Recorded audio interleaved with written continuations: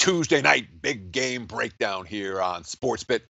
Rockets and the T-Wolves right now. Houston minus 2.5 on the road. Total 222 in Minnesota. Look at the Western Conference standings right now. The Rockets, yeah, they're number one. Half a game ahead of Golden State at 42-13. Minnesota, all of a sudden sitting in the number 4 seed. They're just a half game behind the Spurs. If they win and the Spurs lose tonight, they'll be in the 3 seed in the Western Conference. 2 games ahead of number 5, OKC. First meeting between these two teams wasn't much of a battle. Rockets minus 5.5. They won 116-98. Eric Gordon with 30 off the bench for Houston. Clint Capella had 20. Harden was a non-factor in that game. 3 of 15 from the floor. Only 10 points in 25 minutes. And yet Houston still got the easy win. This is a Rockets team now, 8-game winning streak heading into the All-Star break, but only 4-4 against the spread during that span.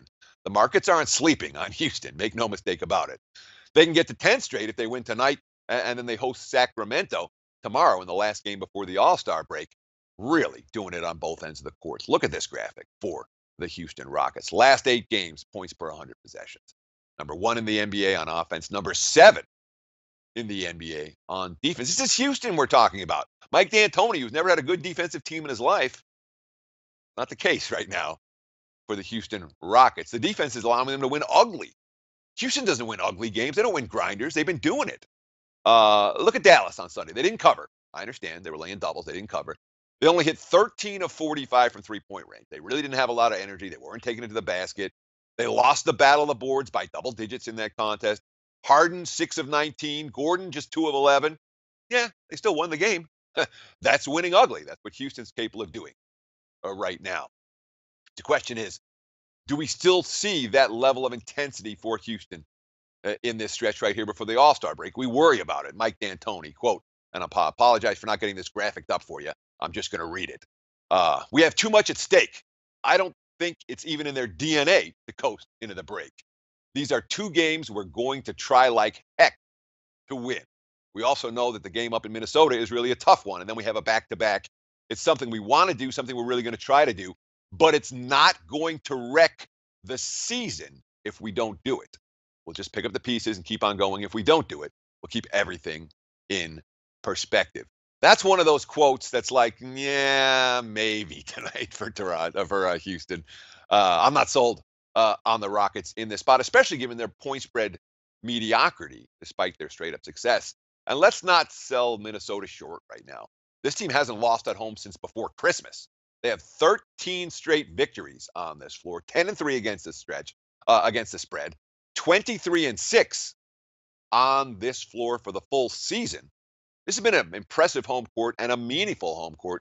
You know, that streak almost ended on Sunday. I was watching that game, Kings and the T-Wolves, and Minnesota was flat. They didn't play particularly well. Sacramento brought energy, and you know what? Fourth quarter game on the line. Minnesota hit the shots, and they got the stop, so I'll give them credit for that. You do worry about the All-Star break here for a relatively young ball club. Tom Thibodeau, after the game, quote, there will be an opportunity to go on the break and recharge. But don't go on the break before the break. Stay disciplined. Stay into what we have to do. Concentrate, improve, and we go from there. Look, this is a big focus point. We've talked about this on SportsBit more than once. We talked about it, I believe, last week on the show. Close game late. Can Minnesota get stops? I'm not convinced that they can. Look at the NBA fourth quarter defense. It hasn't gotten any better for the T-Wolves. Fourth quarter, Minnesota has the worst defensive numbers in the NBA on a points per 100 possessions basis. That makes me very reluctant to get involved with Minnesota tonight as we ask that home winning streak to continue. Good game to consider. Fun game to watch. I'm not even close to getting the window on this one. I will be passing Minnesota and Houston tonight. More big game breakdowns coming up next right here on SportsBit. Stay tuned. Like the show? Help us keep the lights on. Please make sure to comment, share, and subscribe to all the Sportsbook Review videos. Thanks so much. Best of luck. Enjoy the game.